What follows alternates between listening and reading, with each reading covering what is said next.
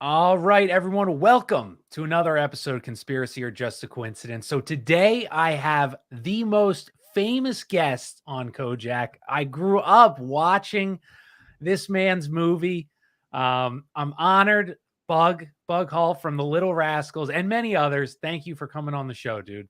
Hi, y'all. Yeah, thanks for having me, brother. Happy to be here. Ah, man, seriously, like I'm not a big movie guy. We have a similar life trajectory. You're living the real dream, but your movie though, I grew up watching the Little Rascals, so it's just like crazy, dude, You know, I, crazy. I've talked about this a lot before. When you get older, you understand what nostalgia is. Like when you're a Yeah. kid, that concept doesn't exist to you.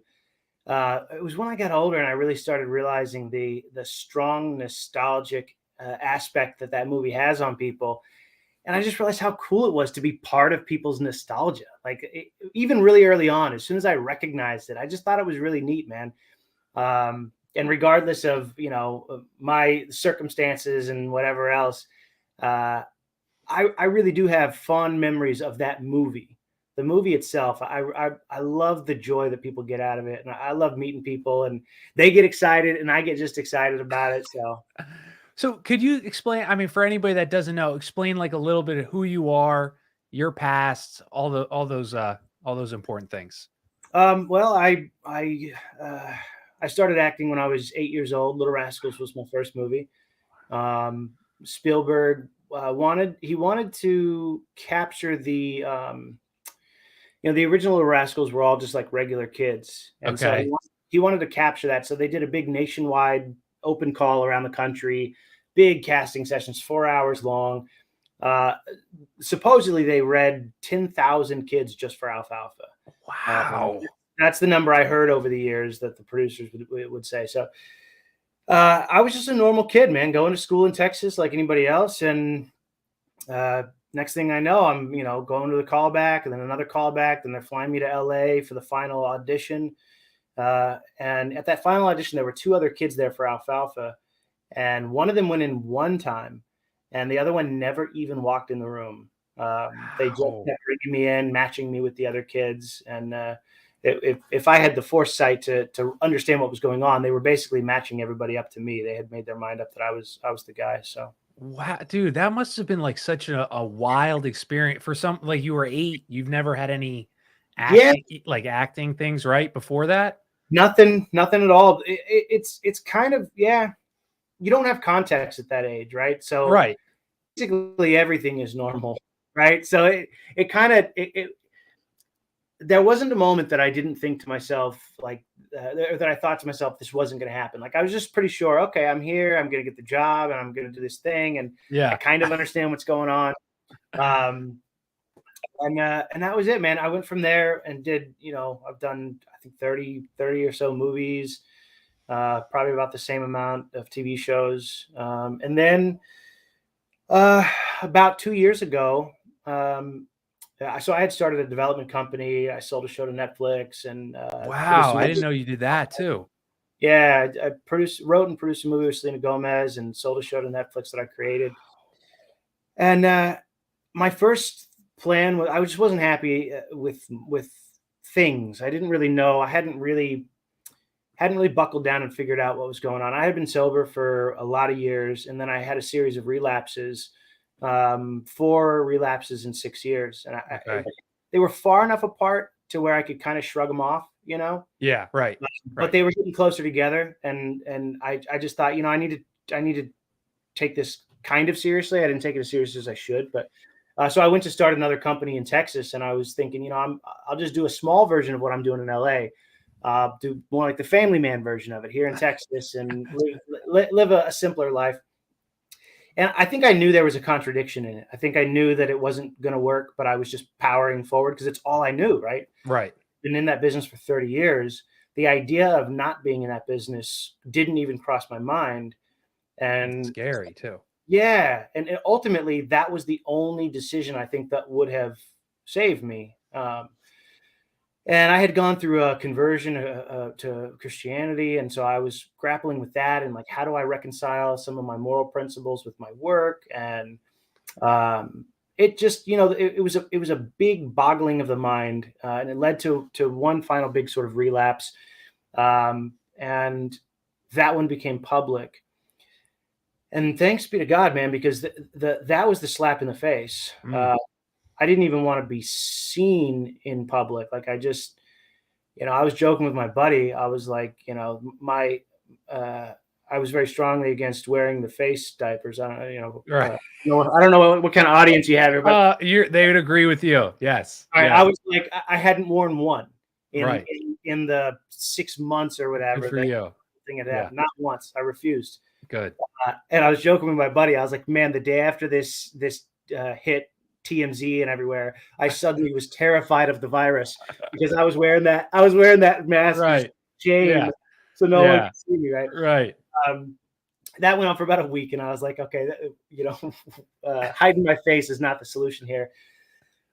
And I just got away with my family, and spent like 6 months just thinking about what was going on with me, how I ended up here. I really revisited some stuff from my childhood that I thought I had I really genuinely thought I had grappled with it correctly and had contended with it. And I finally made the really hard decision. I don't want to be in the entertainment business at all anymore. And I had no idea what that meant. Over the next year, I slowly formed a concept of basically just living a very old-fashioned life of just providing for myself. We've got cows and goats and chickens and a whole little farm here. We're on 3 acres, but we've got enough grass to feed, 3 people. And basically, basically that's it. So now that's what I do. Every once in a while, someone will call me and ask me for help on this or that. And I'll, a buddy of mine, I won't say his names. I don't know if he wants me to, but big actor called, I'm having trouble with this script. You're one of the best development guys. Can you just look at it and give me some pointers? Tell me what's wrong with the script. So like I've done 2 or 3 of those little things for people, but I do it free of charge. I say, I'm not in the business anymore. I'm retired. I won't take any money, but I'll just help you out. And that's it, man. I spend every day with my kids. We work together all day. We pray, we play. I've grown really fond of just playing with my kids, man. Like that's what I love more than anything. And we get to do it all day. Like that's basically my job now.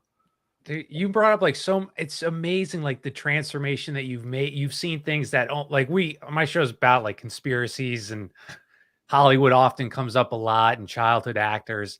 Mm-hmm. And you escaped like this world that is just filled with so much evil stuff. Like, and it's crazy to see the end that you came out of it. And very few people do. What's funny, man, is I've spent a lot of time digging a lot deeper on all that than I did before. Mm-hmm. And I think one of the things that was most difficult for me, I think the thing that was just always, it was a constant breaking of my heart over and over, was knowing all the people that didn't make it out. Right. It's like, it's in a weird way. It's kind of like that, that war guilt that they talk about, like the guys that make it home safe. Right. Right. I think there was a lot of that going on. Like, I knew a lot of people who I'm certain had a lot of the same experiences I had, and they didn't make it. They overdosed. They died. They, they're in loony bins. They're, just total wrecks. Right. And there's not much you can do for those people, even the ones that are still here, but they're just total wrecks. Like, until you're ready to just buckle down and face that thing, like there's nothing you can do for them. But it's heartbreaking. It's heartbreaking to see these women come out there and you just get, just run over, man. Well, I love how you also said, like, especially where you are now in life is like reconciling the industry that you were in with the morals that you have. And they're almost like diametrically opposed. You can't work together with mad at me for saying it, because there's a lot of young Christians who are like, we got to take back Hollywood. Let's go out there and let's make waves and take up space, right? Yeah. I don't know, man. I just don't think it's I don't think it's any place for a Christian. I think if you want to figure out the indie film thing and you want to try to really do it on your own, but there's a million steps in Hollywood that are all missteps. And I did it for 30 years and I can't see past it, right? Yeah. I can't see a viable path And that upsets people. They're like, don't tell me that. I don't want to hear it.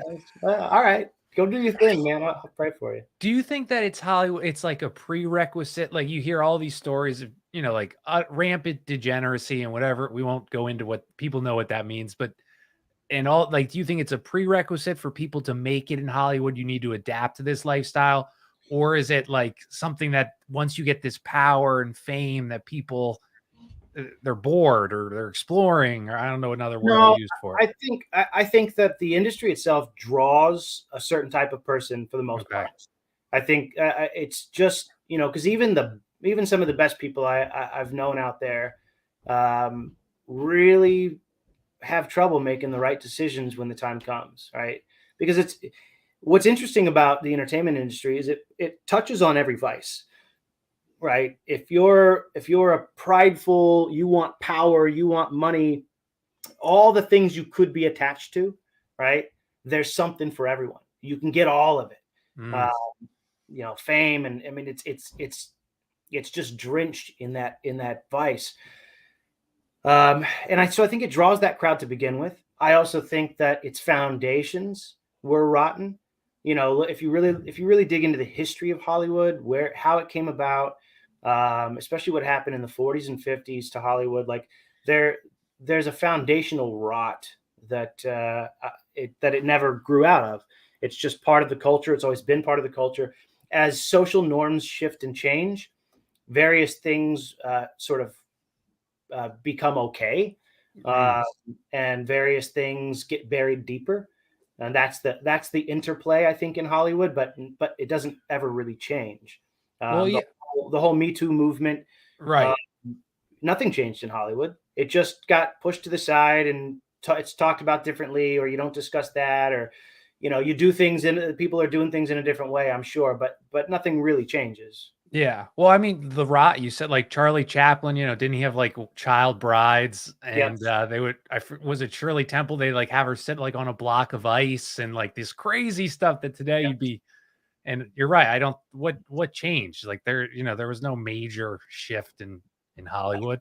Yeah. No, there's really not. I think, I think now that there's a decentralization in filmmaking, I think there's a narrow window where people can really start to produce their own things. But the problem, and this is what people don't realize, you're still, for now at least, you're mostly still beholden to the distributors, P&R. You can't get around that right now. There's a Mhm. couple people that are making their own apps, and their show or movie is proprietary to their own app. So there are starting to be ways that you can get past that big monolith, because people don't realize it's not the studio system that's the main interference. It's not the investments, Okay. it's distribution.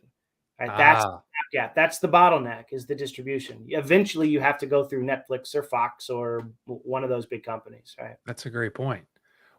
So for you I saw, I stalked your Twitter. You have, how many children do you have? I've got 3 kids right now, 3 3 daughters. kids. So Yeah. what do you, because like I'm, my wife, we plan on having kids. And what do you like? And I'm anti like Disney, all these things, there's like Bambi, like there's no reason for the mom to be killed the first scene of Bambi. Like there's something behind this. What do your kids watch TV? Like what do you show them, Yeah, my belief system has changed a little on that, because I still do believe in the power of stories, right? Like that, Yeah. we've always told stories. Our Lord taught exclusively in parables, right? Like our Right. brains are just wired to extrapolate morality out of stories. It's what our brains do really well. There's some people that argue that almost everything we do in life is some version of that. So I think stories are good. I was always very cautious, so we never had a TV out. I think there's a problem in general with having the center point of your home being Oh, this nice. magic box, right? That Yes. anything can come through. It's a neutral thing, right? So, like St. Thomas would say, a neutral thing is objectively good, but how much evil is it capable of? And so, I was always aware that I didn't want my kids thinking that was like the center of our home. Mm. So we kept the TV in the closet, and we would take it out for movie night, right? We'd set it on the coffee table. and we'd have our movie night, and the TV would go back in the closet. Wow. And I was very cautious about what my daughters could watch, even from the very beginning. But more and more, I've started to realize something else. I've started to realize it's not just the moral values presented in the story. You know, it's a very common thing. People talk about the terrible twos. They talk about, at a certain point, kids hit toddler age and they're unruly and they're difficult. Our eldest daughter started to kind of go through that. And we were watching a couple movies a week, right? We would have our little movie night. There were some movies that I really had decided were really good. She loved at like 1.5. She loved The Sound of Music. We'd watch The Sound of Music. That's great. Wow. Yes. Pretty well ordered things. But I started to notice that she was kind of getting a little unruly, as kids do. And just as an experiment, I cut all TV. All TV. It was gone for about 2-3 months. Wow. And her mood shifts stabled out like immediately. Like when people meet her now, their commentary is that she's basically like a little grown up at 4. She just she wakes up at 4 years old. She wakes up. She'll come downstairs. She'll get the eggs out of the fridge and she'll make eggs for us. No way. At 4 years old, and all she wants to do is help. And now we did that around the same time that we were making this life shift. So I'm not 100% sure which one is the predominant factor. Yeah. If they're working in tandem, but we did notice a huge difference. So we still do watch things. We have like 3 things though. It's the same 3 things, and they're extremely rare. It's like once a month. Me and my wife have just had enough. We need a free babysitter. Right. Yeah. And we'll put something on, and we'll sit. We'll sit on the other side of the living room and just kind of talk while the kids are watching a movie. They can see us. We can see them. They feel connected to us still. So that's about it. But I tell my kids stories every night. So great. Yeah. I just put them to bed right before the show here. And I told them about a 30-minute story. We say our prayers, they go to bed. And then I read to them a lot also. And I think there's a difference between reading and watching. This is my own take on it. I don't have any background in child development. Right. Probably better you don't. Yeah, nowadays for sure. So my take on it is this: when you're reading a story or having a story read to you, you're creating the images yourself, right? You're kind of the master of the ship, and there's a safety mechanism there. You're creating exactly what is comfortable visually for you, right? You're pulling from your own imagery, the things you already know. And then you're extrapolating out the moral principles of the story. When you're watching something, you have the imagery bombarding you, right? And as an adult, you can contend with that very easily, obviously. We have a lifetime of imagery coming at us, so we know how to do that. Kids, I think they don't. I think having 2 hours of imagery bombarding them, I think it just has a mild effect. I think they're always a little behind the curve trying to grapple with all the imagery. It's all new imagery for the most part, right? They're so much more peaceful when I'm reading to them. They really, really get into it. They really ask questions. When they're like really thinking, I can see they're like thinking and thinking. And I'll say, what's your question, baby? You thinking about something? And she'll say, well, when Hansel did this, she'll kind of go, Yeah. So that's my own take on it. That's what we're doing. It works really well. And our life is a lot simpler now, so we can afford to not utilize the free babysitter concept. Right. So we have that benefit, and a lot of people don't. Well, I think that you're dead on with like the TV and the little kid. Like I talked to one guy and we're talking about like gradualism in TV and like how, there's those teenage years where you rebel against your parents. Well, I don't imagine in the Middle Ages that teenagers were in this like, I hate you, mom and dad. This was taught to us in the 50s. And there's so many examples. Like in Mexico, the average family's having 5 kids. And then this soap opera came out when TVs were, and they had 2 kids in that show. And then the birth rates plummeted in Mexico and that's what you're doing. So if you start a kid at 2 years old, you have no idea what they're grabbing from a TV show, as you know, harmless as it seems. And that's the thing, is like kids store things away forever. I mean, my daughter will bring up something that happened 2 years ago when we still lived in California, and she'll bring it up. Do you remember when we were climbing that mountain and such and such, such? And I'll be like, how do you remember that? Yeah. Kids hold on to this stuff forever. When they see, you know, let's say a little brat on TV, right? That's supposed to be a cutesy character that bad mouths her parents or whatever. They see that, man, it just stores away. And like you said, it's that gradualism that starts to become an average. That character, that trait, they average it out in their mind, and they start to say, my parents are too strict because my parents don't let me talk like that. And there's an average in my mind that tells me that that is the norm, right? So, I mean, I think that definitely does a lot of damage. And, you know, look, the reality is, man, we all want our kids to be happy. And I think we've stopped really thinking about how that happens, right? Who's happy in life?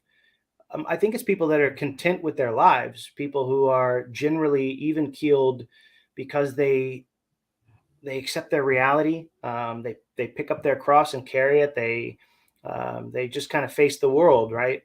And what I see with young people today, and it was my job to look at what young people liked, and you know, as a development executive, I was watching that market closely. It's all outside of reality. It's all this sort of resentment and fantasizing, and the world is not what it should be. We need to remake it. And my life is not what it should be. I need to go and, you know, live my dream, or whatever that may be. Whereas I've met a ton of farm families, and those are the happiest kids I've ever met.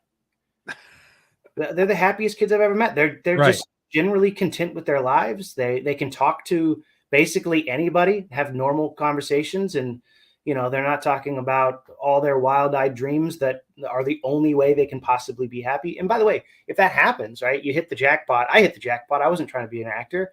And, you know, I hit a jackpot. If that happens, great, go live it. You know, try to hold your conscience in check. You know, make sure you're following your conscience, do the right thing, and great. But if you can't be happy unless you get the thing that you've imagined in your mind, you won't be happy. That's no way to happiness. And it's just going to be the next thing and the next thing after you get it. Yep. That's it. Jeez, dude. That's, and I went over a few of the shows you talked to. Well, so the first tweet that brought me to your page was the medieval peasants work. Well, do you remember what you said on the tweet? I have it, but I got to pull it up. The medieval peasant worked less, something else than like a current person, and was generally more free than had more freedoms, worked less, and was generally happier than most people today. Yeah, and it was split. You got hit from one side, and then some people agree. And I really I read that tweet, and I like really thought about it. And I was thinking, like, so they probably didn't work when it was torrential downpour. It was probably, you know, it probably was. There is some definite truth to what you said, because today, go continue. Elaborate on that. Well, so here's the thing, man, and you know, you can't give any credentials on Twitter. Like it's like prove it. Where's your source, bro?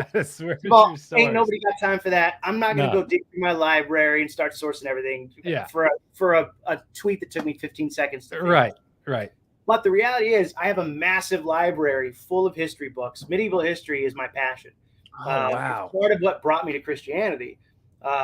So I actually do know. I read source material from the medieval ages, actual stuff that was written by the dudes in the medieval ages.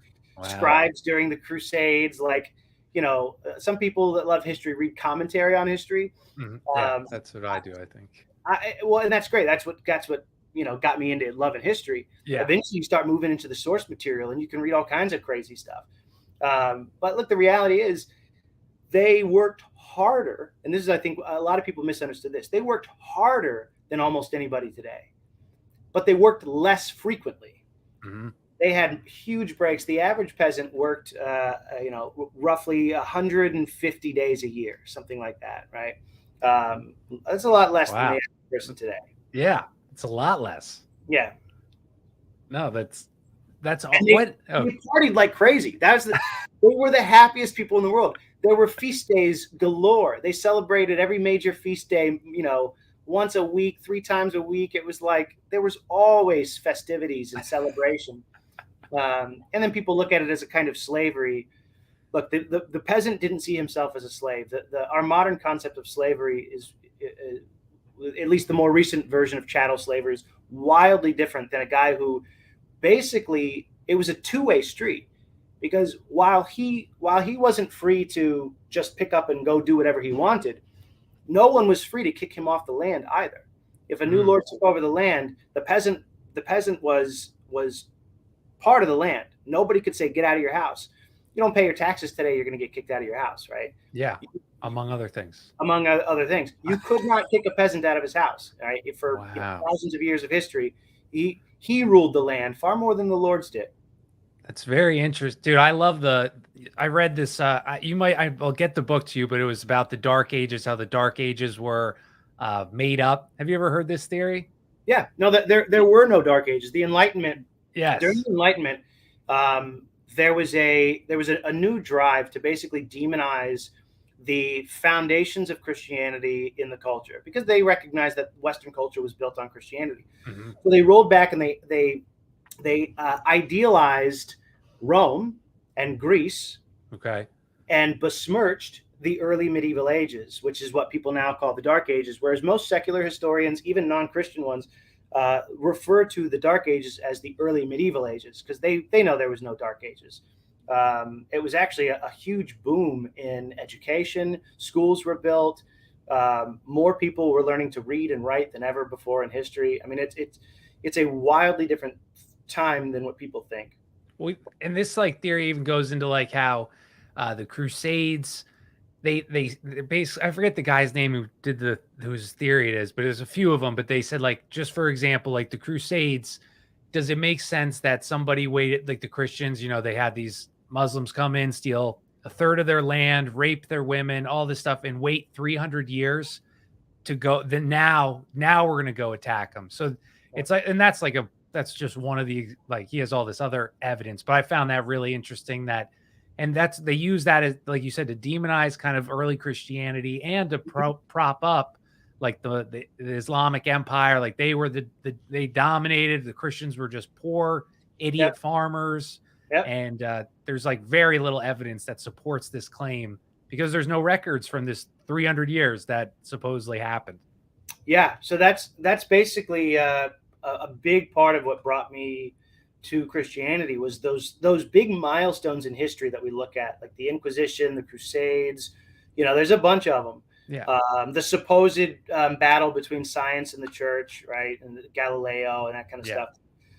When you dig into those historical events and you start reading source material, you start reading the stuff that people were writing at the time. And by the way, I read source material on all sides, right? So I forget the scribe's name, but it was Saladin's head scribe. I've read all of his stuff, and he actually praises the Christians. He praises King Richard the Lionheart as one of the greatest men in history, a moral, boulder of a man, and all this kind of stuff, right? So, and then you flash forward to the Enlightenment, and it was just a total tearing down. It was a deconstruction, which we're still in today, right? Deconstructionism. If you talk to anyone in Hollywood, and I've talked to most of them, deconstructionism is their thing. Their whole ideology revolves around tearing down anything that resembles traditional values. Let's tear it down and see what builds in its place. Most of them don't even have an idea of what it should be. It's just, let's tear it down. Anytime I would put a small little moral point in the project, and I thought I'd bury it really well. Yeah. Some executive, some actor, somebody would recognize it and go, this seems like a really old-fashioned value. Can we pull this out? Hansel wanting to protect and provide for his sister seems like toxic masculinity. He shouldn't be doing that. That's like old-fashioned. It makes her look like a housewife. I'm like, they're lost in the woods. It's a little boy wanting to get food for his sister. Right. Wow, that.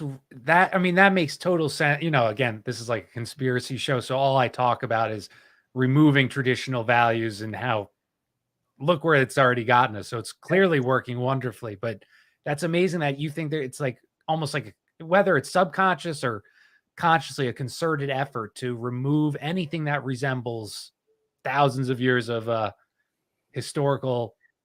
Yeah. That's Yeah, no, really crazy. I was just listening to an audio tape of G.K. Chesterton's history of England today, and he talks about the slow building up of those values, right, from sort of the Roman order into the proto-Christian order, and then into the Christian order. And what you're seeing is the exact reversal of that today. And you have different categories of people, even in Hollywood. You have the ideologues who are conscious of what they're doing, they want it done, and they will stop at nothing to do it. Those people exist. I've talked to them. They're monsters. Then you have the useful idiots, right? You have these people that they think that's just what an artist is, or they think that's what Ooh. and they've heard it so many times they can't even see their way around it. It sounds like gibberish to say anything contrary to that. And then there's a darker level of Hollywood too. I don't speak about it often because I don't have firsthand experience of it. As much horror as I saw, as much awful things that happened to me, I didn't witness that darker underbelly. I don't know what I can say on here, but yeah, you're good. we all know Yes. about the trafficking and Yes. the explicit Satanism and things like that. Yes, right? Absolutely. I've heard enough accounts from people who did see it firsthand and who know about it. But the reason I don't talk about it is because I didn't see it. And, it's one of those things that, like, a lot of people have asked me. They're like, why don't you talk about that? Why don't you talk about that? Man, beware a guy who's excited to talk about something that's tertiary to his own experiences. Even if he knows it's out there, like, I just don't want to be that guy. I don't want to be the guy that's and then looking like a fool because I'm trying to drum up as much secondhand news as I can, like it's out there. They would destroy you, like that's what anybody, like Yeah. they would label you every name in the book anywhere. Yeah. And that was one of those things. I had a close friend of mine. He was like, man, they're gonna off you. They're gonna suicide you if you do, if you say anything. And I was like, look, I'm genuinely not worried about that. I just don't have a single firsthand account that I can give. And it's always distasteful when I see people really pushing that, pushing anything that maybe we all know is there, but they haven't seen it themselves. I don't know, man. It starts to look like the grift, and I just don't. Right. I'm a farmer, man. I don't need it, and I don't. Pray for those people. That's because they're out there. I mean, but by the way, they're everywhere. The priest that converted me is an exorcist. So I spent a lot of time with him. I'm going to see him soon, actually. And he's seen that underbelly of society in all walks of life, from Hollywood to Wall Street to anywhere. It just exists everywhere. It's an undercurrent of just about everything, and that's what happens when the more you push sort of rampant liberality or sort of rampant license, right? You start to get neo-paganism. You start to get the people that once you hit a certain level of depravity, where else do you go, right? You've got to start digging deeper. And so these people are everywhere now. Well, and Hollywood's done a great job, like demons, and I believe in I mean, I don't believe in, like, I think aliens or whatever. That's demons. I don't believe, and That's this is real. Yeah. And but these in Hollywood has made it so like that. If you said that you talked to an exorcist, probably 50% of the public would laugh or like look at you crazy and not. But people, they've been trained to ignore these things that if something has to be normalized, it isn't normal, and that this is stuff that is the act of Satan or whatever you want to call it. But sorry, I'll tell you a story about confirmation bias. So I talk about normalizing things that are true horrors, right? Like the absolute darkest kinds of horrors. I was very good friends. I am very good friends with this exorcist for a long time. Me and him, building his cabin in Oklahoma together and just hanging out and hearing basically shop talk. I mean, he just kind of tell you, well, this happened. And he's very dry. Well, so I'm beating up on this one guy, and he's telling me about this. And when he says I'm beating up on this one guy, he's talking about a demon. Right? He's talking about not doing the exorcism right. He refers to it as beating up on him, but he's just talking Latin to the guy and stuff. But so I've heard everything under the sun in regards to this crazy things, and you just think to yourself, "Wow, that's crazy." Here's the thing, though: some part of my brain, a major part of my brain, must have been categorizing it as fiction, even though I intellectually assented to it as true and a reality. The guy's got 6 master's degrees. He's one of the most virtuous, honest people I know. There's no possibility that he's not telling the truth. And then another exorcist friend of mine asked me to come help him with some cases. I was going to go visit him. And he goes, "Yeah, you can help me with my work while you're here." Just casually dropped that, right? And I was like, "Yeah, okay." Because I know this other guy, I think he thinks I've done it before. Okay. So he calls me up there, and I drive out to Milwaukee where he lives. And day one, he's like, "Yeah, so the thing, Bill here," and one of the other assistants. He's like, "Bill here, just follow his lead. He'll tell you what to do. I'm going to be doing my thing, and just hold her down, make everything's cool." Real casual, and I'm like, "All right." The thing kicks off, and everything I saw was exactly what had been described to me for 8 years of friendship with this other exorcist. My brain was broken. I mean, it was straight up broken for like 45 minutes to an hour, just going, this is, I had to realize on an experiential level, this is real. I'm here right now. Like I mean, I won't get it. I don't like to give the detail, but I couldn't get my head around it. And then I finally started to kind of settle in. Okay, I've heard these stories. I always believed it. So why am I shocked? Right. Right. And so I just got into the lockstep of, saying the prayers and doing the thing and helping how I'm supposed to be there helping. And that went on for 3 days. And the irony is once the experiential side contended with it, it was mildly monotonous. Things that are straight out of a movie. It's just the wildest straight out of a movie stuff you can think of taking place. And I'm just like, I got to hold the vomit bag, Wow, dude. Yeah, it's wild. But that experience was 3 weeks before I made my self-cancellation video. That very first video that I made that kind of told the whole story. Mm-hmm. That exorcism experience was 3 weeks before that.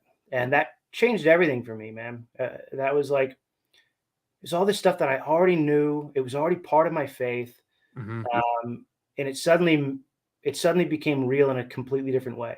And one of the things I will say this, I won't get into the graphic details because nobody needs them. And you're not supposed to stoke up too much curiosity about that stuff, but interesting. Okay. That makes sense. It's not a safe thing to really just like dive into, but yes. But I will say this, the number one tool, if you will, that the priest has is reminding the demon that this person is being sanctified by this process.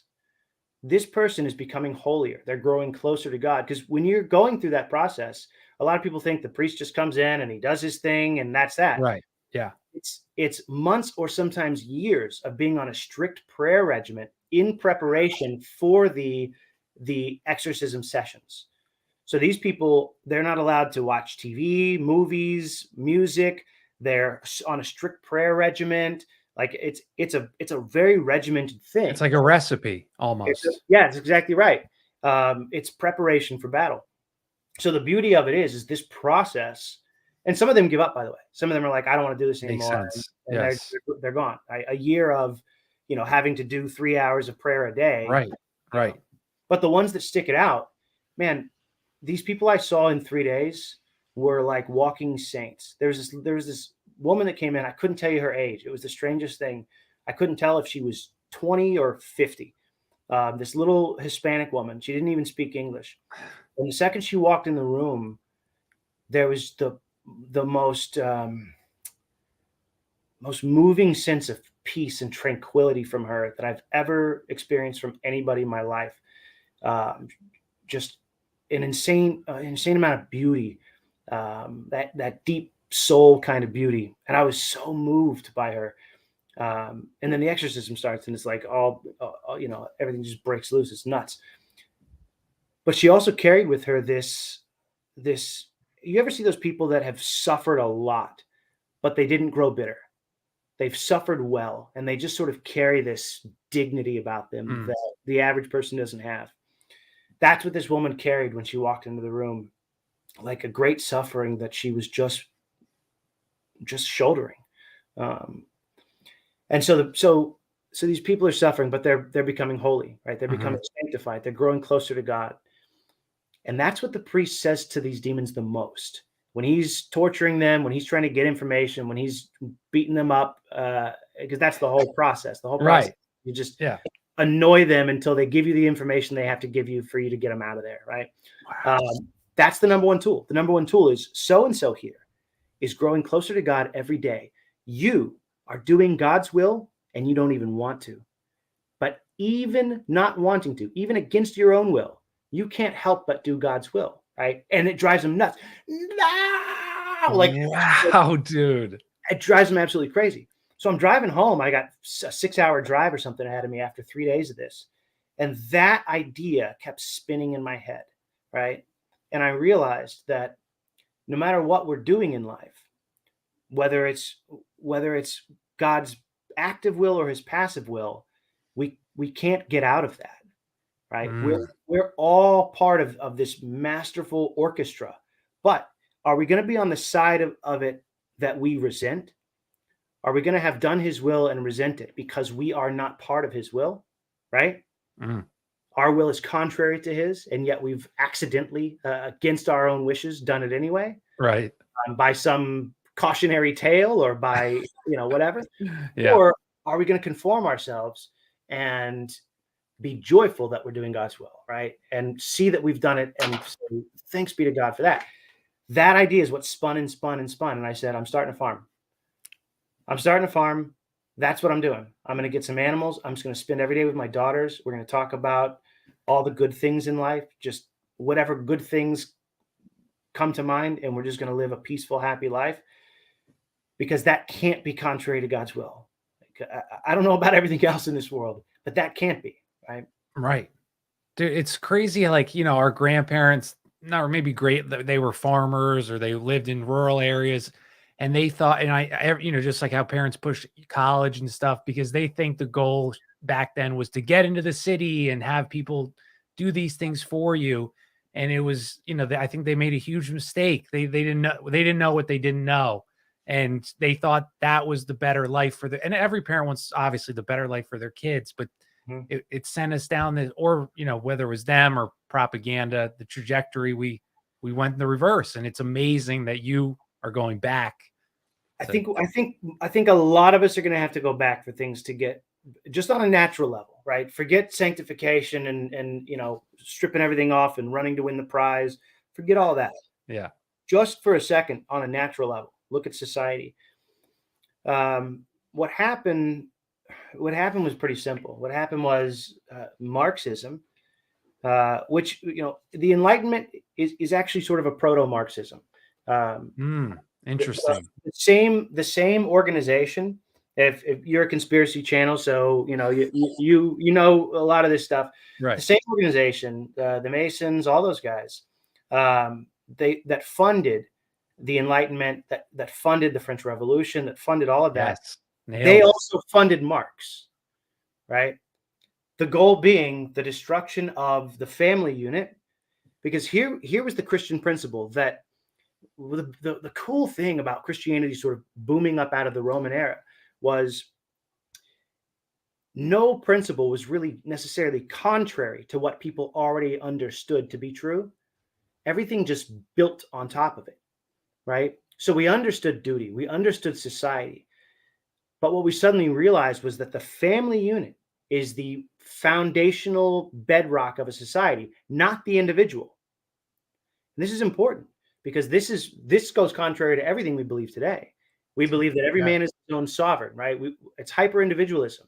We believe that because the Enlightenment taught us this, we believe that a society is made up of individuals. But that's not, you can't fractionate society lower than family units. That is what society is built on. A whole bunch of family units. And the logic behind this makes perfect sense, right? The logic is this. A society cannot be a mirror of an individual, or an individual a mirror of society. A family is. Family is a mirror of society, and society is a mirror of the family. I like that. The family unit is a society, right? Which is why you can build them up and make larger societies out of them. So that's kind of that's the huge in a nutshell about family and society. So the Marxists, the Enlightenment guys, the Masons, they wanted to tear that down. And the reality is we think of socialism and Marxism, we think of the economic aspect of it first and foremost. Yes. And there's a small danger in that because the errors of Marxism are far broader than that, right? The idea of the classism, the idea of the destruction of the family unit, the glass of water theory, all of that stuff. The economic aspect is more of like an outgrowth, right? It comes out of Marxism. It's the natural application of Marxism. But Marxism essentially wants to destroy the family unit. And so we got Marxism here way earlier than people think. We don't like to talk about it because it sounds unpatriotic. I love this country. I love America, man. I believe it's the greatest place in the world. But we have appropriated Marxism way earlier than people think. And it's only grown, right? The destruction of the family unit, the separation of mothers and fathers, and you can track that back as far as you want, and you'll start to see where it really begins in America. So your grandparents, my grandparents, they had already bought the lie long ago. Right. The lie that although families are important, everyone's individual happiness is far more important, right?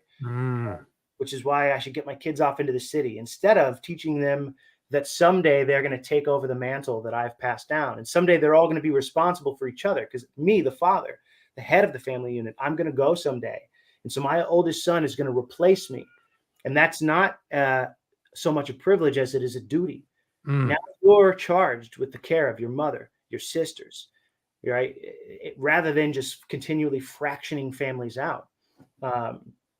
And that's the great damage that's been done. The extended family unit, right? I love what you just said about the family mirrors society.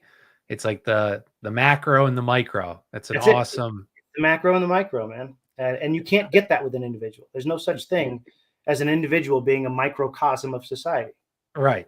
Yeah. No. And I love how you brought up because I'm like I wouldn't label myself a monarchist yet or whatever. I hate like labels, but I read this book and I can't say the whole title because it's a third rail topic, but it was Freemasons and something else behind the revolutions.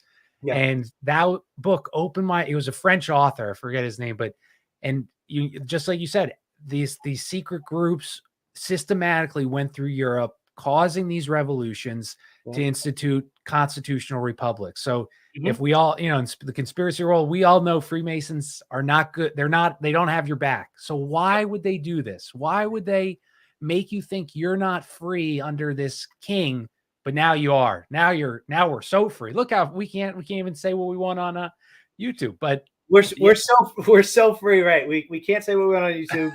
I can't even grow my grass for my cows to eat without getting 1 million letters in the mail. I'm in an agricultural zoned area, right? I'm in agriculture county, and yet I still get letters saying if you don't cut your grass, we will either cut it for you and charge you for it, or we will treat it for ticks and charge you that. So I can either poison my grass for my cows to eat, or cut it down so they don't have any food. And I just throw everything in the trash.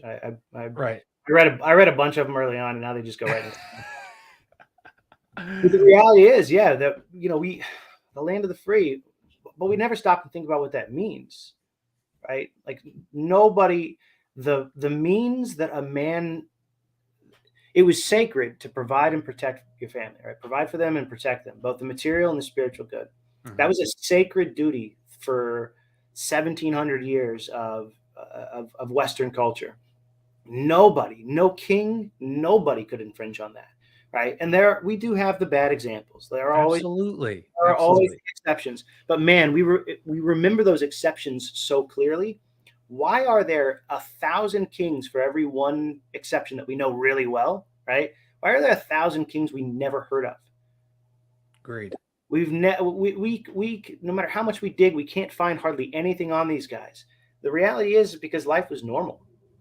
These guys took on the duty of shepherding shepherding the flock of their state, their nation, whatever, their local municipality. They took it on with great dignity. They did what was best for the people because that was their job, and they knew they were going to answer to God for it, right? A friend of mine, he's an author, a history author. He says, I'd rather be ruled by a man who fears that he's going to have to answer to God for every single person in his state, municipality, nation that he doesn't do right by, and that he will burn forever for that great responsibility. I'd rather be ruled by him than some bureaucrat who is happy to make me a widget and answers to nobody, right? Right. Answers to the ballot box, kind of. Yeah. Barely, if that. Yeah. Yeah. No. When I kind of, I don't think voting does anything. I really. Sorry. If it mattered, they wouldn't. Who's the quote? If it mattered, they wouldn't let you do it. Have you ever read Hans Hermann Hoppe? Mm-mm. So he's like a libertarian, because I feel like that's the trajectory. People like get upset with the system. You go, oh, if libertarianism is the answer. And then I haven't finished his book, but he brings up all these reasons why a monarchy, and he even gave the example, like, even if you had a horrible king, this king wants to preserve his kingdom for his next family. So he's not going to chop down. He's not going to sell out his people. He wants to keep this revenue coming in every year and pass that on. Whereas opposed to an elected bureaucrat, they want to extract everything they can from that system while they're there. That's exactly right. Yeah. But he's got all these other, but I haven't finished the book, so I can't give any more examples yet. But shoot it over to me when you're done. Send me an email with it because I'd love to read it. But yeah, that's essentially it, right? They suck the system dry. They're not really beholden to much. There are certainly politicians that have a sense of duty and a sense of honor and patriotism. Patriotism is a virtue, right? Yeah. Like it's a vice to not love your country. That is not a good thing. Doesn't mean we have to love. It doesn't mean we have to love the people in power. It doesn't mean we have to love the exact system of government at the time. To love something means to will its good, right? I want all of the people in this country under a great monarch king. Yeah. Hey, I'm with you, dude. I want what's best for him. Yeah. And that's why, it's a concerted effort, because globalism is pushed nonstop. Like now nationalism is associated with white supremacy or with all these negative things that makes zero. Why wouldn't you want the best for your neighbor, for your community? Mm-hmm. It's so infuriating, and people can't see. They can't see past that, or I don't know what it is. Like Ukraine. We breathe, man. It's in the air we breathe. Like the idea of democracy, republic. There's a big debate about what you categorize as. Look, it's a democratic system. Republics are all democratic systems. That's what a republic is. So call it whatever you want. Point is, those always descend into mob rule. Plato had this figured out. Plato, flat out said, like, there's no such thing as a democratic system that doesn't eventually descend into mob rule, because a small minority of people are able to bribe larger and larger categories of people as they gain more power, right? Like that's just the cycle that happens. So look, you can't even say that without people going, well, that's contrary to all reality. Right. Because it's the reality that we've breathed our entire lives. And you just sound like a crazy person. It's like my tweet with the peasants, Yeah. Most people, they just assumed I was crazy. Oh, look at absolutely. Crazy man. He's a crazy man. Yeah, well, it's ingrained in us. Like, this is freedom was founded here, and all individualism, like you said, that was a great, that's something I'll think about. But so when I first heard this idea that maybe a monarchy is the best, I couldn't even believe it, dude. I couldn't, because in my head I'm like, no, that doesn't make any sense. But the more you think about it, the more you're like, what do we have here that wouldn't be duplicated under this system? Yeah, and the more you dig into history, the more you realize that systems of monarchy, because there's lots of different systems of monarchy, right? And you got all different types of them throughout history, and look, generalizing is always tough, and that was one of the other complaints with that tweet was, oh, well, that's too general. Obviously, it's too general. I thought of it in 15 seconds. It's a general statement.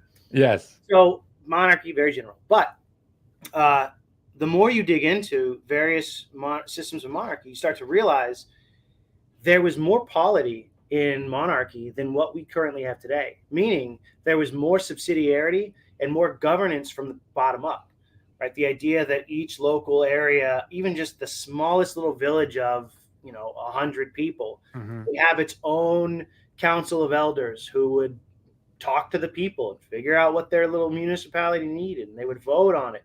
That would go to the Lord. The Lord would, why would he encroach on that? He wants to do as little as possible. Even if he's a bad guy, he wants to do as little as possible. He doesn't want to micromanage some little municipality as long as they're taking care of what needs to be taken care of. Right. Secondly, most of them really did have a strong sense of duty. They really believed that my job is to do what's best for these people, and who can tell me what's best for them better than they can, right? So you actually had more polity in monarchy than, I would argue, than you have today. I think you're right. But it's so, like, people, when they listen to this episode, we're just so propagandized to believe, no, this is the greatest system. I mean, it's not working now, but it's just because the people at the top are bad. That's why. Just get them out, and then it'll work. Now, imagine in a couple hundred years, people are going to be saying the same thing about democracy that we're saying about communism now, right? All the people are like, no, communism's not bad. It hasn't been done right yet. Right. That's exactly it, dude. Forget the 600 million people that it's killed in the 20th century. Right. That wasn't real communism. It's because it wasn't done yet properly. That's going to be us in like 300 years. I bet you're right. Can work. It really is the best system. It just hasn't really been done right. Dude, I love it. The last time I wanted to talk about, which I think is masculinity, and I saw you did a show on that. And as we in the conspiracy world, I'm sure you're right on that line. I'm sure you flirt with conspiracies and not too, but that's a big thing. They're taking down men. They're effeminating men. Yeah. What's your take on like Hollywood emasculating men? The feminization of men. Yeah. Well, so I decided to do this show. A buddy of mine, he was at my house one day and we were talking. He lives down in Florida, but he came up to visit us, and he's an older guy, and he was like, "Look, man, like I've seen this trajectory for a long time now, and and I was, I've seen it too, just from my studying and obviously what I see in Hollywood stuff." He said, "Well, let's just do a series of talks. We'll call it a podcast. Who knows how long it'll go, but let's just talk about all the ways that the culture is attacking masculinity." Now, here's the thing. The only way to destroy a society, and people hate when I say this, is to destroy the men in that society. Oh, right. Because men fight, right? So if you can emasculate them, if you can effeminize them, if you can soften them, get them addicted to pleasure, any pleasure under the sun, right? Sports ball, pornography, just inundate them with pleasure. When you're addicted to pleasure, you don't fight back because there's always that risk of that pleasure going away, right? Why go get sent off to the gulag when you can just be a good little widget and get your pleasure? And by the way, we do this again, conspiracy channel. I can talk about this. Yes, you can. We do this to other nations when we want to destabilize them. I'm sure you know about this. Nations, independent nations that have never had pornography or anything like that, we start pumping it over the TV channels like nonstop. We flood the market with all the horrible pleasures that men are easily addicted to. Alcohol, drugs, all of it. It destabilizes the nation, and then we go in and bring democracy to them. Bring them freedom, right? Bring them freedom, right? So it works. It's a form of warfare, and we're deeply entrenched in it right now. Men, the only way out is for men to detach, man. I mean, it's why on top of being the farmer and all of that, I'm right now I'm working on a vow of poverty, trying to detach from as much sort of, meaningless pleasure. I'm not saying everybody has to do that. I'm just saying that the more pleasure you detach from, all the little things, man. You love cake, just be like, I'm not going to eat cake anymore. It's one less thing I'm attached to in this world, right? And it's a little more mastery you have of yourself. The more you master yourself, the more you're able to stand up when your conscience, because our consciences in the world we live in today, our consciences are nagging at us all the time. The average person, there's a million little things that the conscience is just kind of just picking at you. And you just start to follow those little promptings way more frequently when you don't have all these extra attachments, when there's not some financial gain that you're kind of worried about, or losing respect from a group of peers, or whatever it may be, whatever those attachments are, right? So that's kind of the premise of the show. The premise of the show is categorizing what those are and then drilling down on those things. So we're doing a small segment on the economy right now, how the economy really infringes on men's ability to provide for their families by getting them caught up in usury, right? Which is, debt slavery, yes, and all those sorts of things. And basically trying to teach them that hard assets, that, actually owning some cows that are going to feed your family for the next 10 years is for some reason a bad idea. But right. But throwing half your money into the stock market, like go do that all day. Sorry, I'm not telling nobody.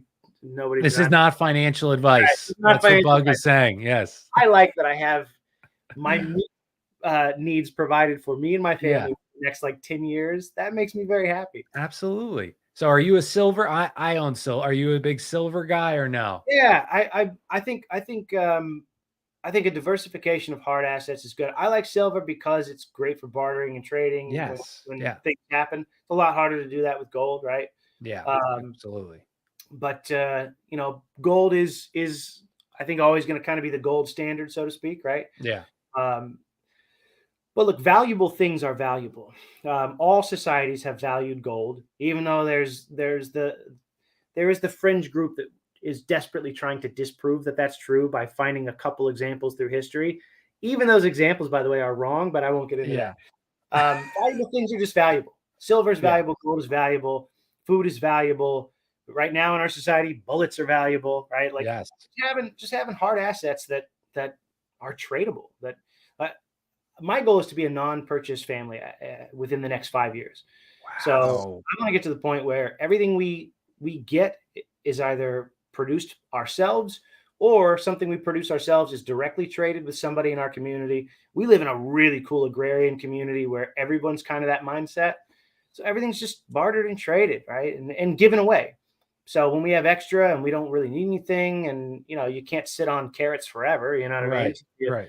Here, just take these, get them to the neighbor. She's 80 and she needs some carrots. Dude, you are doing amazing, Bug. I think you made the best decision. Yeah, absolutely. It's scary, but it's very exciting, man. And I'm sure it's so fulfilling, dude. It really is, man. Tonight, I literally have to go. So I have 3 cows right now. And the mother of one of the cows is kicking the other baby out of the bed. And we just got Okay. So I got there early in the morning. We're not staying at our house because we don't have any running water or electricity right now. So I'm at my in-laws' house. Because of the weather? Yeah. No. We actually, right before Christmas, we had a bunch of pipes burst. The house flooded. It was a nightmare. 2 days before Christmas. So we're at the in-laws. Okay. So I go over every morning at 6:00 in the morning, take care of the animals, come back here, do school with my kids, and then go back over there at night, tend to the animals again. That's my routine right now. Wow. So I get over there this morning, and the baby cow is like frozen to the ground because I had built them this huge hay bed with like 8-foot high walls, and I thought I made this like castle for them. Yeah. She kicked him out. She just kicked him out. I don't know a whole lot about cows, so I don't know what her deal is. It's plenty big enough for all of them. You could fit 5 cows in there. So I spent 2 hours rubbing his legs, man, trying to get it. Oh my Trying to get it warmed up. God. I finally got him up off the ground, tried to get some of the ice scraped off him, started playing Oh, with. that's so sad. It was so sad, man. For 2 hours, he was moaning and groaning. I just rubbed his legs. He finally got up, and I even got him playing with me, and he seemed really happy. He was eating, so I'm like, okay, he's cool. Well, I come back at night to put them away. She had kicked him out again. He's laying out in the mud. Oh God. Yeah, and we got like 2 feet of snow. So Ugh. I was so mad at her, and she knew she did something wrong because as soon as she saw me, she jumped out of the bed and ran to the other side of the paddock. It's like she just knew, right? Right. So I got him back in there. I know she's going to kick him out again. So I told my wife, Ah. like, this sounds crazy. I was like, I don't know a better solution. I wish I did. Yeah. I'll go over there tonight. She won't mess with him if I'm there. Yeah. Like she'll only Right. do it back's turned or When you're not there. Yeah. I'm not there. I'm going to sit in that paddock with them tonight. That bed I made, that hay bed, I'm going to sit in there with them. I'm going to get them in there. She'll eventually work her way back in and get in there. I think if I sit through one night of them all sleeping in the thing together, and It'll she start. knows, Yeah. she knows like this is the normal. You don't kick them out. I'm hoping that'll solve the problem. Which means when I hang up here, I'm going to sleep with cows for the next like 8 hours in the snow. So, Well, Bug, we'll let you do. You gotta let me know. But it's fun. You gotta let me know what the end result is, or on your Twitter. I will. Where can everyone like find you, Bug, and listen to your show and all those things? So I'm on Twitter. I'm slowly phasing that out. Lent's coming, so I'll probably cut it for Lent. But I'm on there. Wow. I'm on there a lot. It's an attachment. That's a big one for me. Yeah. And Twitter's fun. It is fun. Yeah. Yeah, it's a fun place. I like it. I've got my own YouTube channel, just Bug Hall. I've only got 2 videos on there right now, but I want to start doing homesteading videos and things like that. Yeah, that would be awesome. Yeah, so that's my personal channel. I want to focus on that, just kind of my lifestyle stuff. And then the 12th Station is the name of our other YouTube channel, 12TH, so the 12th Station. And that we're just kind of doing a series on masculinity right now and all the various attacks on that. And we've got another show coming out in the middle of the night tonight, I think 2 a.m. Eastern time. Awesome. So I'll put all the links in the show notes for everybody to come find you. Yeah, and then keep an eye out. I'm writing a book on the spirituality of homesteading. So just the idea that because first of all, I don't know that the market needs another how-to DIY homesteading book, right? Like there's a million of them. Yeah. Kind of my thing is like part of what I want to get into is like how overwhelming it is because you're just inundated with information, and a lot of it's contradictory information. Yeah. Yeah. And just learning how to settle in, man, and like follow your own instincts and just being connected to the land. Like just, you're there under the sun, under the clouds, whatever.